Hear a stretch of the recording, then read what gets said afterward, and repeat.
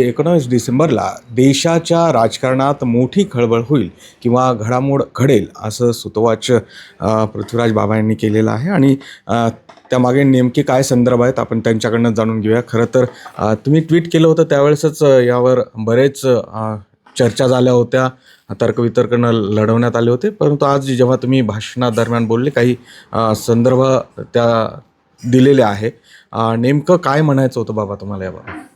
मला म्हणायचं काही नाही, फक्त काय आंतरराष्ट्रीय पातळीवर ज्या घडामोडी चालल्यात त्याची थोडीशी माहिती दिली मी. आज अमेरिकन संसदेने, अमेरिकन काँग्रेसनी त्यांच्यामध्ये जी काही घटना घडली, एक मोठा उद्योगपती होता, इस्रायलचा स्पाय होता तो, तर त्यांनी काही कागदपत्र, गुप्त कागदपत्र आणि काही लोकांचे गुप्त व्हिडिओ, फोटोग्राफ्स काढले होते आणि त्यामध्ये बरीच उच्चपदस्थ माणसांची त्यात नावं आहेत आणि फार त्याचा वाईट धंदा चालला होता. आणि त्यामुळं त्याची माहिती प्रकट करावी अशी मागणी अमेरिकन संसदेमध्ये झाली आणि राष्ट्रपती ट्रम्पनी त्याला खूप विरोध केला की माहिती देऊ नका. पण शेवटी इतकं पब्लिक प्रेशर त्या ठिकाणी अमेरिकेत तयार झालं की अमेरिकन संसदेला, US काँग्रेसला कायदा करावा लागला की इप्स्टीन नावाच्या माणसाच्याबद्दल ज्या फाईल्स आहेत त्या सगळ्या प्रकट करा.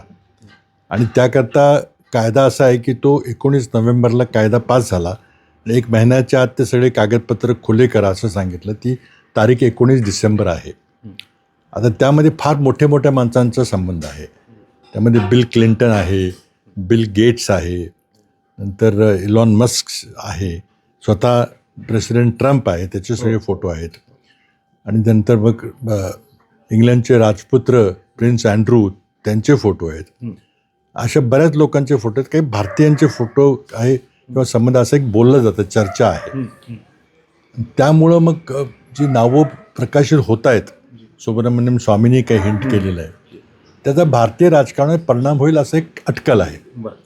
आणि ते 19 डिसेंबरला ते कागदपत्र जाहीर होतील. आज 75,000 फोटो प्रकाशित झालेले आहेत, 20,000 ईमेल्स झालेले आहेत. बाकीची माहिती इथंही 4-5 दिवसात निघेल बाहेर. तर त्यामधून भारताच्या राजकारणावर काही परिणाम होईल का असा तो प्रश्न होता.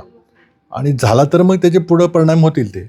परंतु PM ऑफिसमधलं एक नाव येते, त्यांना वाचवण्याचा प्रयत्न केला जातो काही या प्रकरणामध्ये. त्या संदर्भातही तुम्ही Xवर बोलला. आता काही लोकांची नावं आहेत हे उघड आहे, पण आता मी कोणाचं नाव घेणं शक्य होणार नाही, कारण त्या पुन्हा मग मला ते लिगल सगळे प्रॉब्लेम फेस करावे लागतील. पण नावं आहेत ही वस्तुस्थिती आहे. विविध समाज माध्यमावर ती नावांची चर्चा चालू आहे.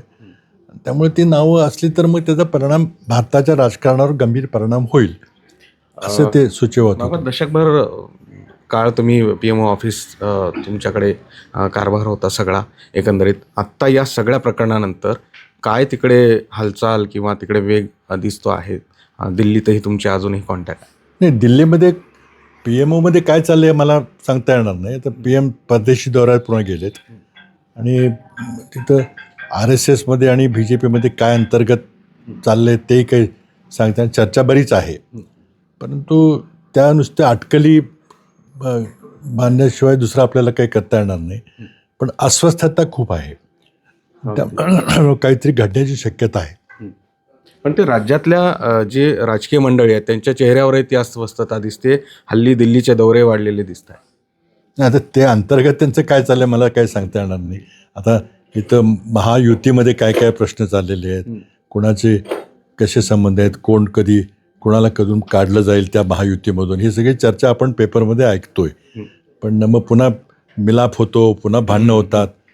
ते काय चाललंय काही सांगता येणार नाही. पण ते त्यांचा प्रश्न आहे, आमचा काही प्रश्न पण नाही. बाबा यातलं पुढचं महत्त्वाचं तुमचं विधान किंवा भाकीत किंवा ज्या पद्धतीनं अटकल म्हणता येईल की मराठी माणूस तिकडे पंतप्रधानपदी विराजमान होऊ शकतो. अगदी तुम्ही सांगितलं नाही की कोण होईल, परंतु अलीकडे जर शिंदे आणि शहा यांची जवळीक पाहिली तर काय एकंदरीत हे समीकरण नाही. पण असं नाही.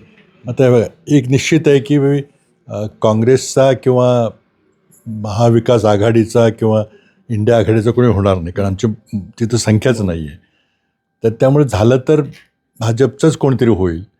आणि जर असं काही घडलं, आघाडीत असं काही घडलं तर मग नागपूरच्या लोकांना संधी आहे, बरं. त्या संदर्भात बोललो होतो. पण बाबा अलीकडे गडकरींचाही राबता वाढलेला दिसतो आहे सगळ्या नेत्यांमध्ये किंवा त्यांचंही नाव चर्चेत आहे.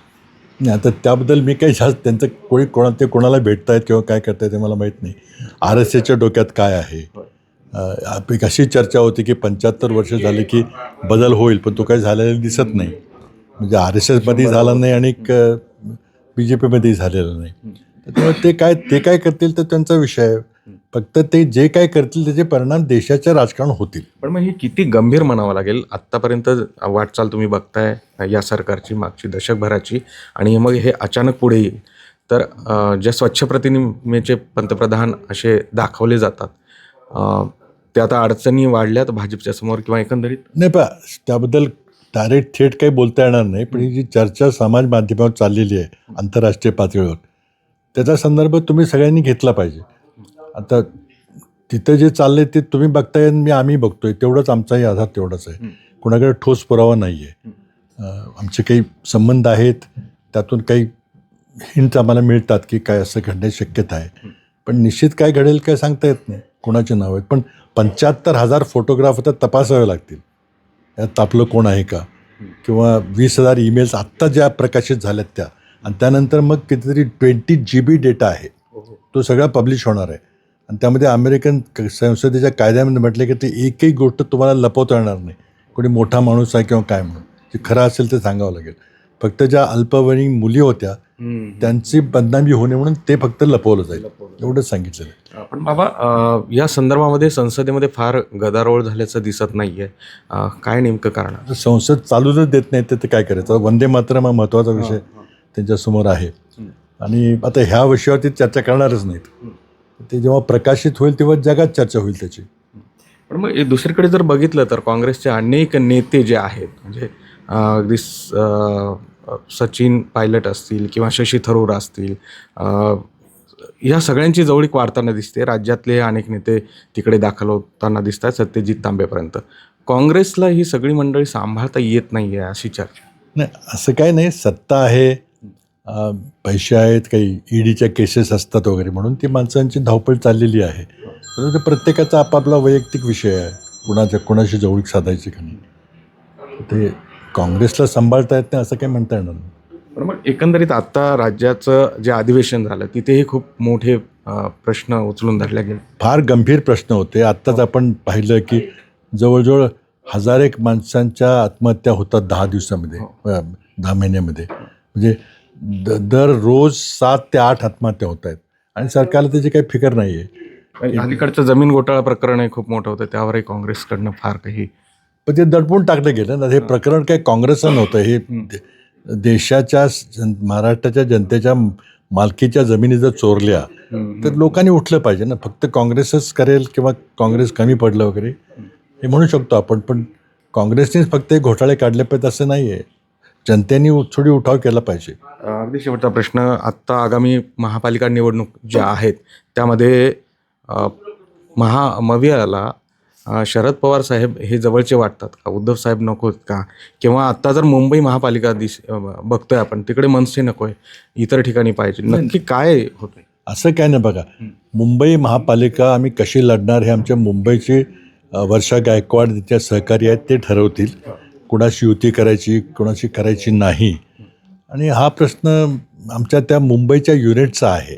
तर त्यांनी काही निर्णय घेतलेला आहे की आम्ही आघाडी करणार नाही, असा आत्ता तरी प्राथमिक निर्णय घेतलेला आहे. निवडणूक जेव्हा लागेल तेव्हा मग कोणाबरोबर युती करायची का नाही हे आम्ही ठरवू. अगदी नामोल्लेख टाळताय, परंतु 19 डिसेंबरला काय अपेक्षा आहे, काय नाही, मी आता त्यावर काय ह्याच्यापेक्षा जास्त काही बोलणार नाही, बरंच काय बोलून गेलेलं आहे. पण 19 डिसेंबरला मोठं डिस्क्लोजर होणार आहे आंतरराष्ट्रीय पातळीवर. त्यामध्ये पंतप्रधानांचे नाव आहे, त्यामध्ये म्हणजे इस्रायलच्या पंतप्रधानांचं नाव आहे, मोठ्या मोठ्या मंत्र्यांची नावं आहेत, मोठ्या मोठ्या उद्योगपतींचे नाव आहेत. बिल गेट्सनी कबूल केलेलं आहे की मी ह्या माणसाशी संबंध ठेवायला नको होतं, त्यामुळे त्याचा डायव्होर्स झाला. नंतर प्रिन्स अँड्रू जे इंग्लंडचे राजपुत्र आहेत त्यांनी $15 मिलियन त्या सेटलमेंट केली. मग का केली सेटलमेंट? आणि इंग्लंडच्या बादशाहांनी ते सगळ्या पदव्या काढून घेतल्या सख्या भावाच्या. काहीतरी तिथं असलं पाहिजे ना, काहीतरी इतकं मोठं प्रकरण चाललेलं आहे. फक्त आता खुणाची नावं आहेत ती 19 तारखेला कळेल.